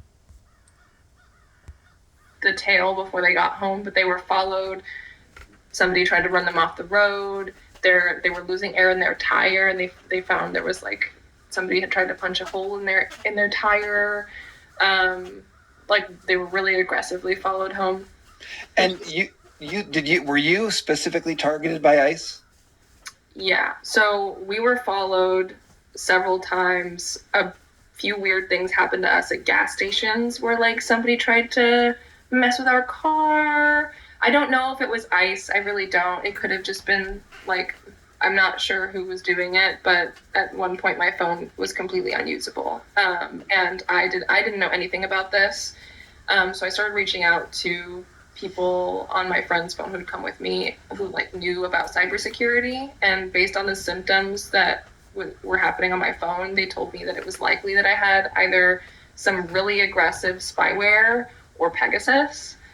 Somebody did do a run of a scan on my phone. So, and did they find that you? And anybody that spooks the government towards being whatever category that you want to put this particular lady in, by and large, they're going to put spy agencies on you, the same as the Beatles that come over to America that basically prompted Homeland Security in deciphering their telephone calls and wanting to know who they was and what they was about because of a English group that come to America that was making themselves so predominantly essential in the eyes of that particular era, of that particular group of people. It's the government's job, it's our United States government job to question everything and anything, especially if you have spooked them in some form or fashion. I don't care if you're the Dixie Chicks, I don't care if you're just some individual that's out here protesting that's got a sign that looks a bit awkward or unusual. What I'm getting at pertaining to my particular situation, which I'm kind of mixing three different things here together. Um, I'm mixing the president along with her testimony along with my own here. What I'm getting at is that after this long of a period of time, if our own agencies, regardless whether they be local, state, or federal, if they hadn't identified that I am a true patriot of a sovereign citizen of America, if they haven't identified that, it's truly because they don't want to identify that, and they rather classify me as me being an enemy against them rather than me being for them. Now, once more, if ICE is doing something that's totally illegal, if this government is doing things that's totally inappropriate, I'm not going to go along with those things. And I think, as an American citizen, I think I got a right to express myself that way. Once more, I don't know all the facts, and that's what a lot of people need to understand. And I'm not questioning this lady's testimony pertaining to some of the things that she was talking about, but by and large, she admitted herself that she didn't know for sure if it was ICE. In other words, she's working off assumptions, off of her emotions versus facts. And you know as well as I do, the only thing that I can bring up is facts, regardless whether it's the year, regardless of whether it's the place, the people, the events, regardless whether it's legally or medically. The only thing that I can bring up is facts regarding my own personal testimony of that in which what I have personally went through. Did they confirm that you had Pegasus? They did. Pegasus is an Israeli military spyware that has been used to target political activists all across the world. It can be installed simply by sending a text message to a phone number, and it can take control over a phone's operating system without you even clicking on a link or any other action by the user.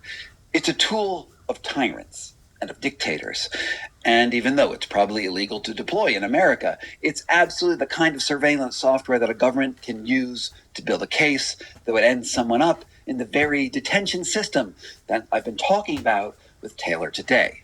I assume that I'm being tracked, but I'm not doing anything illegal. I'm not doing anything anti-American. I'm just trying to help people. And so I try not to worry about it because I really am just trying to help, and I'm not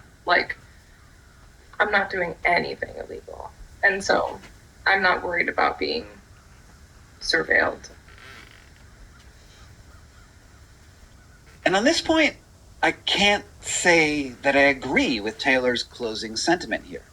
If we're being tracked by a government that plays fast and loose with the laws and throws people into a prison system that has no clear legal recourse, then we should all be wary of any attempt by the government to invade our privacy, because none of us knows how much worse it could get.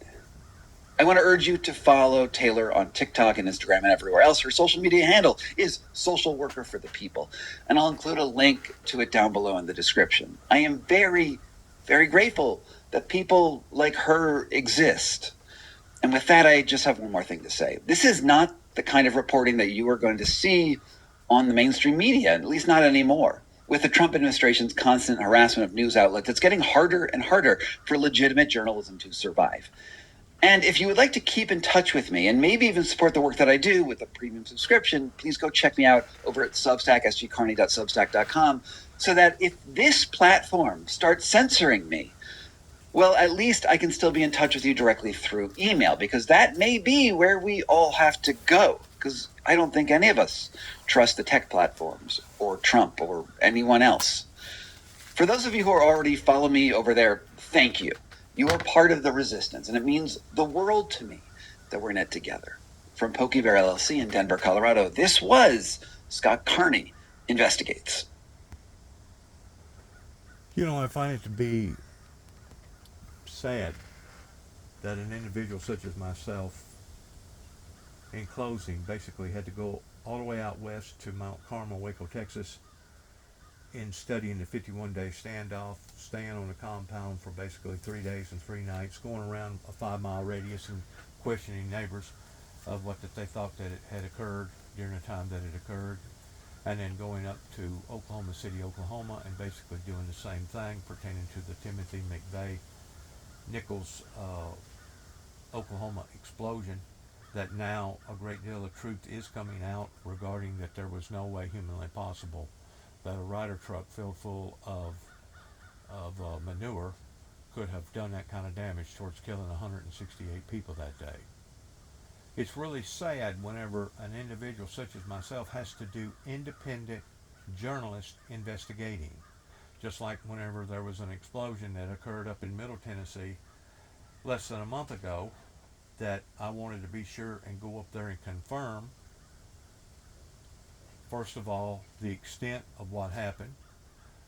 I went around to various locals that lived around in the area, and I got their testimony. And a lot of times whenever it comes to investigating journalists, we don't have investigating journalists no more because they don't know how to ask questions or don't know how to ask the right questions whenever it comes to just exactly finding out what did occur and how bad really was it. And of course you do this by going to more than just one source. You do this by going to several sources, and of course if you got a pattern of everybody saying the same thing, well that's what occurred. Now, rather not in the initial investigation that they have recently discovered, I think it was 16 people's deaths, proving it by DNA. Whether or not it was done intentionally towards it being malice behavior or not, I don't know. They still haven't come to that conclusion and may not come to that conclusion for several weeks or months or even a year. I don't know. But whenever you have drones flying around spying on that particular government contracted facility that is making explosions, that is making stuff for the United States military, unless it was them themselves that was doing that they should be able to express or explain very clearly, whether or not they want to or not. Odds are, in the type of world that we live in, that has shrunk since the internet come out, who knows who could have been up there spying on them people? Who knows who could have possibly set that up in a frame-up job in causing that explosion to occur? I mean, I don't know. It could have been something just as easily as taking one particular rag that had been wiping on one substance and taking another rag that had been wiping on another substance and laying one rag on top of the other rag that would have caused a fire. That could have caused that explosion. I mean, whenever those men work in these places, they got to take all their jewelry off. They're not allowed to have any lighters on them. They're not allowed to have any cellular phones on them. I don't know. It may make a difference pertaining to the type of fillings that's in their teeth of whether or not it could set off a charge or not. I don't know. I'm not a forensic expert. I don't get involved in all the final particulars whenever it comes to stuff like that, just like your scientists and stuff like that. I don't get into all that stuff, but I do know that there are other people that do. And I do know that the Oklahoma bombing was a deliberate cover-up due to the fact that I talked personally to one of the investigators that had been assigned in going to the Oklahoma bombing. Within 48 hours after the bombing took place, there was 4 people. This particular individual worked for the United States Army out of Albuquerque, New Mexico. That was a specialist that actually was working at the time for Robert, I don't forgot his last name. Anyways, he was the guy that created the black hole up in Los Alamos, New Mexico, pertaining to if there was ever a true nuclear Armageddon, that it would basically leave nothing but a black hole in the middle of the universe. That this particular individual was assigned going out there, and that the other 3 of them was not to combine their records together. And after 30 days, they all come together pertaining to their board members there in Oklahoma City, Oklahoma, and they expressed, each one of them, not only did they believe that there was an explosion over here pertaining to where the Ryder truck was, because it did leave a hole there pertaining to where the actual blast was, but they said that there was possibly an explosion at the actual building site and even possibly an explosion off from both of those sites into another site because of the extent of the damages. All four of them come up with the same equation, even though they didn't compare none of their records as they was doing their study. They wasn't even allowed to speak to one another, much less compare records. But whenever you have four people that comes up with the same conclusion and it's overridden or overlooked by various people that's in charge of the initial investigation pertaining to the Oklahoma bombing, that's called a deliberate cover-up. Why they done that, I don't know. If the finger is pointed directly at them, then there's the motive in behind the reason why that they didn't express the fact that during the initial search and rescue, within the first 5 or 6 hours, they basically had to stop the search and rescue because they found a bunch of detonators down into the basement, and they felt like that there was a possibility that there could have possibly been another bomb.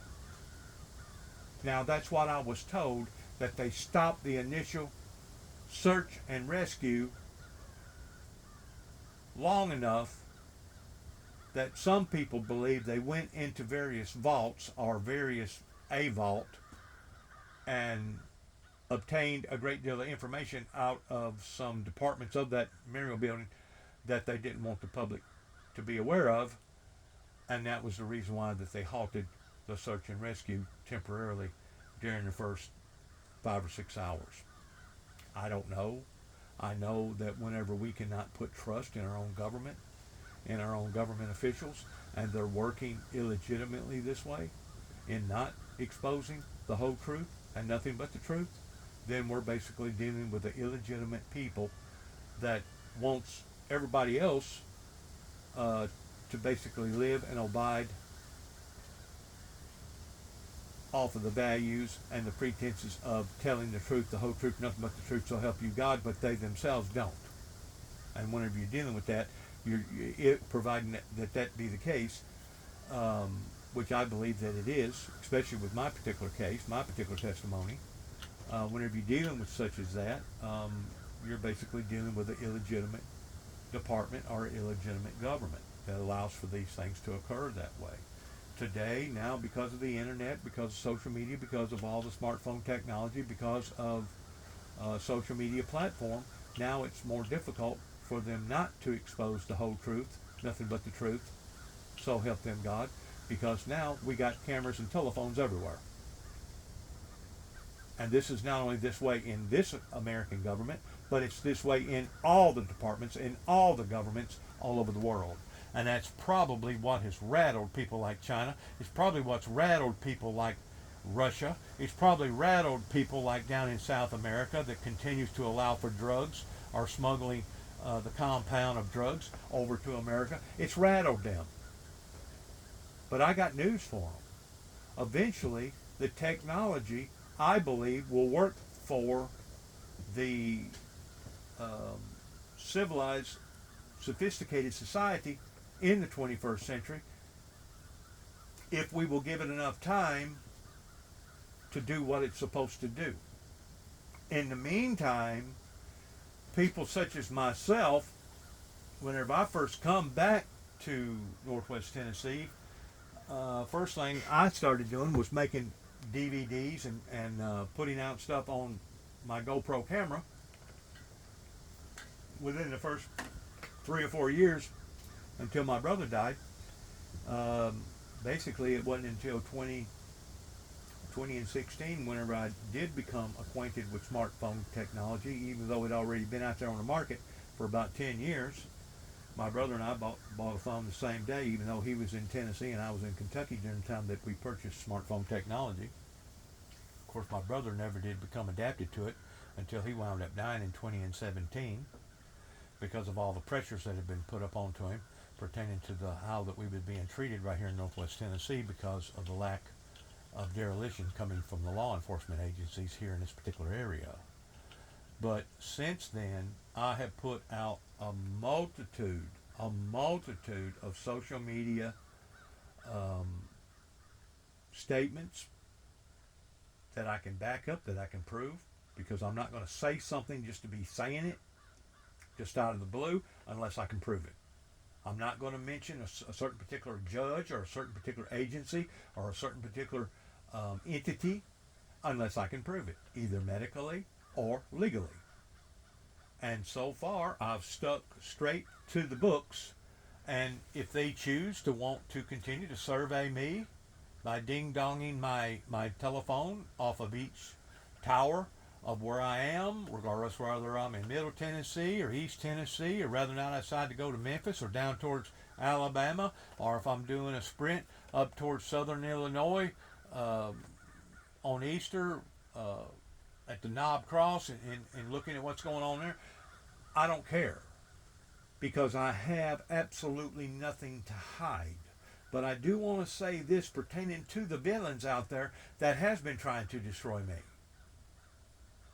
Those that have inflicted so much pain and misery up into my life, they should have been expecting this before they ever started doing what they was doing in trying to either set me up or destroy my character in the way that they have, because eventually not only will my truth come out, but the whole truth will come out towards the individuals that has purposely done this, regardless whether they be in Kenton, Tennessee, regardless whether they be in Martin, Tennessee, regardless whether they be in Paducah or Land Between the Lakes, regardless whether they be right up here in Dresden, Tennessee, in Weakley County, or they be in Oklahoma City, Oklahoma, or they be in Atlanta, Georgia. Eventually, these steps that I've taken that I can prove will not only identify my story, but it will identify theirs too as well, towards what was their true objective, what was their motives, why did they do what they done during the time that they done it. So whenever it comes to being exposed, I want those to understand that it's not just Dennis James Jackson, known as Dennis James Juby, Jubby Jackson, that's going to be exposed, but all the other familiarities that surrounds my life and surrounds my testimony in my life. Those are the things that's going to be exposed too, regardless whether they be good for the good, or they be good, or they be for the bad. And as of so far in the year 2025, this is October, less than about 2 weeks away from Trick or Treat Day. So far, the testimonies that I've got, I feel like is related around bad versus good. Now, they can preach the message of peace all they want pertaining to our government. And in some ways, I feel like that they're very sincere in that. But they're still beating the horse on the wrong end pertaining to true, authentic spiritual peace, the very peace that it talks about in the Bible. Because whenever it talks about peace in the Bible, pertaining to Revelation chapter 6, verses 3 and 4, it don't talk about a homemade peace. It don't talk about a political peace. It don't talk about a made-up peace. It don't talk about a false peace. It don't talk about a manipulated peace. But it says that there was given power to him, not her, but him, to take peace, Peace, from the earth. For there was given unto him, not her, a great sword.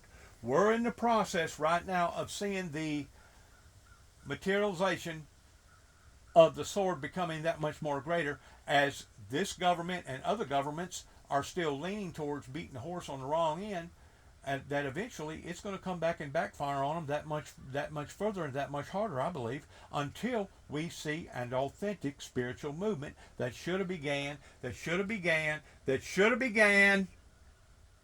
whenever my son and I went on our first crusade up into Washington, D.C., and hitting all the 5 boroughs up in New York City, and basically passing out thousands of dollars worth of material, going to all the Congress and explaining to them that the first seal of Revelation had been opened. Now you can take this, those that listen to it, and you can exploit it. You can deny it, you can reject it, you can support it, you can do as you wish. I'm just glad that social media pertaining to the internet has come out the way that it has. And that's the only reason why I say what I say pertaining to the authenticity of the civilized society, that eventually it will come out on top. Now, is there going to be hiccups in between now and then? Absolutely. Is there going to be modifications? Absolutely. Is there going to be people that's going to be insulted or offended by all this technology? Absolutely. Because you know why? Because they're not willing to evolve. They're not willing to accept things in the season that we're in acceptances of the season that we're in. You're always going to have a hard-headed group of people out there that don't want to change. And I'm not talking about the Obama change, pretending to put change in people's pockets. And as far as I'm concerned, people like Obama and people like Biden and other people, regardless on the Republican side or the Democrat side, pertaining to federal government, as far as I'm concerned, they should be held accountable for treason because of the things that they either done or did not do regarding the American people's safety and security and special interest.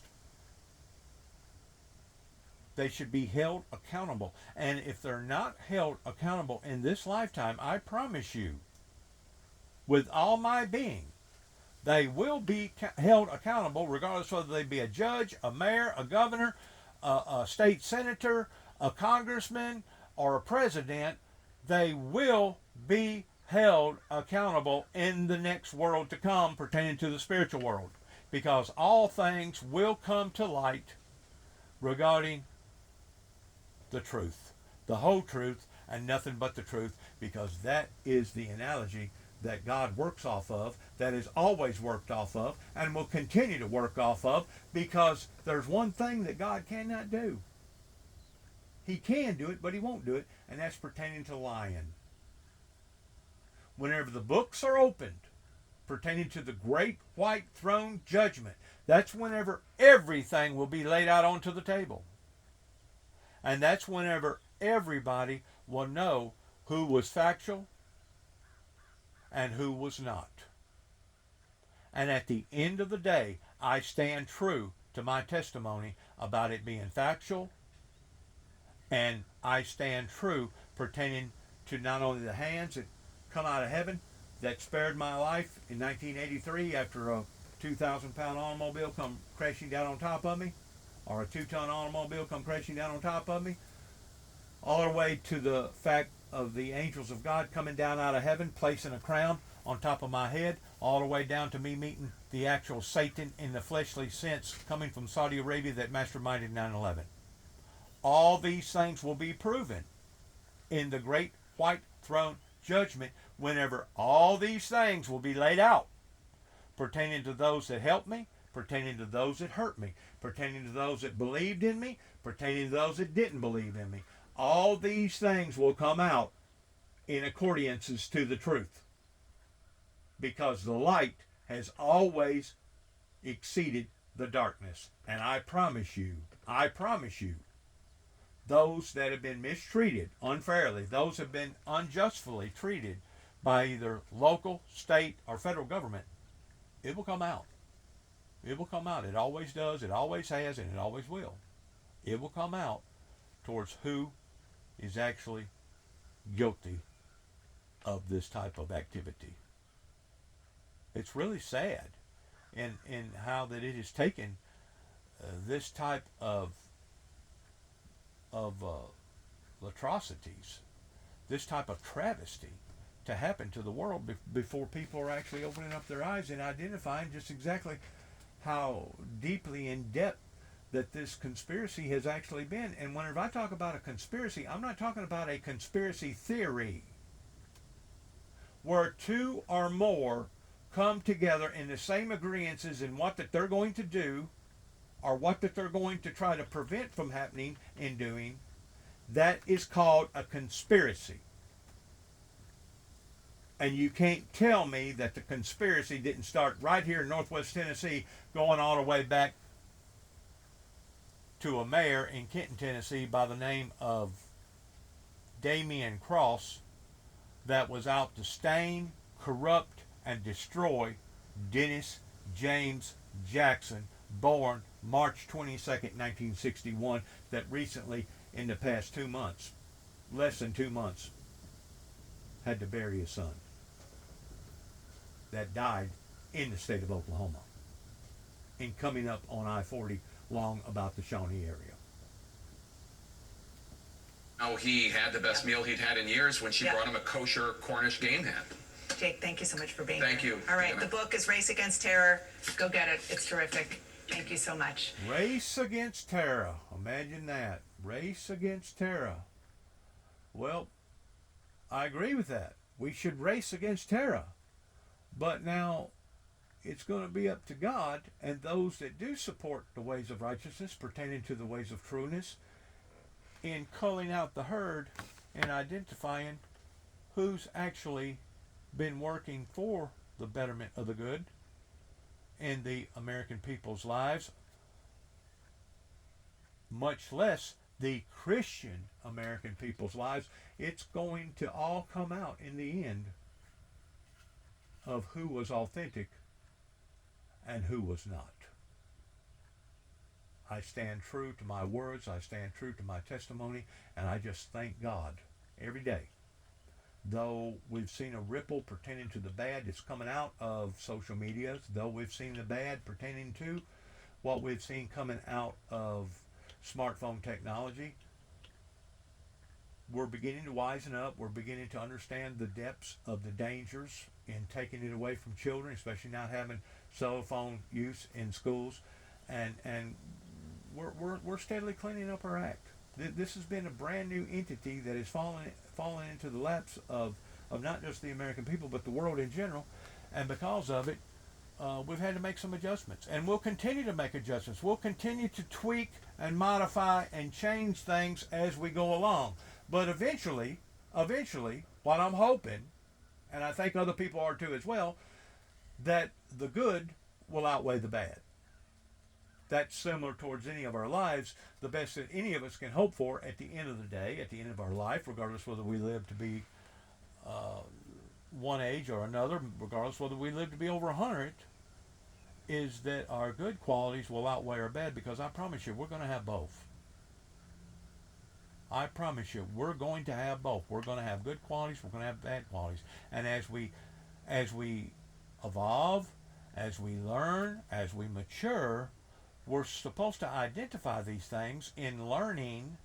That way the lessons won't have to be repeated again and again and again. That way we can mature and go to the next level that the Heavenly Father desires and wants us all to go off into. And like I said a while ago, whenever it talks about peace in Revelations in the King James Version Bible, whenever it talks about what he's talking about there in the first 3 chapters of Revelations, I've heard preachers get on TV, and I've heard other preachers in the human form express the likelihood that Matthew, Mark, Luke, and John, including Mary, was equal to Christ, towards diminishing the seed of Christ, which is basically an insult to my intelligence. I've heard people take things and rearrange them towards saying, well, that peace that it's talking about there in Revelation chapter 6, verses 3 and 4 is an artificial peace, or it's a fake peace. Well, is that what the Bible says? Is that what the original King James Bible says? No, it does not say that. It says there was given to him power to take peace from the earth. As of right now, in the year 2025, proof is in the pudding of what that I have observed in seeing all the divorces, all the crime, all the gun violence, all the mischievousness, all the disrespect, all the law enforcement basically going backwards, $37 trillion in debt, all the fentanyl and all the other drugs coming into play, all the suicides, all the bad problems. From what I can tell, in my observation of all this, after me being 64 years old, instead of us heading towards true, authentic peace, we're actually going in the wrong direction. Now, granted, that in which what Donald Trump was a part of pertaining to the Middle East was a good thing, right? Wasn't nothing wrong with that, right? Him rounding up all these illegal immigrants, as long as they're doing it properly even though they're having to use strong arm tactics, that's a good thing, right? Like I said, we're in a stage right now, we're in a modification stage right now pertaining to the 21st century that we're starting to tweak, analyze, modify, and look at things in a realistical, true way. And as we all mature, not just Dennis Jackson, but as we all mature, we'll be able to identify those that are phony and fake, pertaining to being artificial, versus those that are real. Good luck to all of us. God bless America. God bless our troops. God bless our endeavors towards which way the Christian society all over the world goes from this moment on, pertaining to a risen, living Savior by the name of Jesus Christ of Nazareth. Yeshua, Yahweh, may He bless our endeavors in what's yet to come. Shalom.